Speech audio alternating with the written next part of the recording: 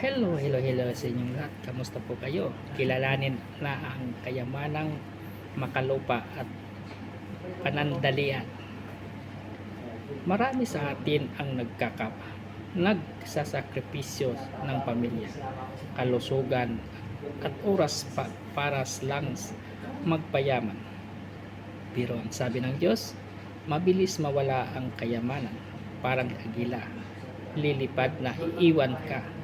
Kaya huwag natin itong gawing sandigan dahil ang tunay na katiyakan ay matatagpuan lamang kay Lord Jesus Christ. Ano ang sabi niya dito sa Proverbs 23 verse 5? Pagkat ang kayaman ay biglang na lamang mawawala, ito ay parang agila na lumilipad papalayo. Ayan. Salamat sa Diyos sa kanyang salita. At ingat po lagi ang ating ginagawa at ugaliin natin laging manalangin araw-araw. Salamat sa inyong panonood. God bless us all.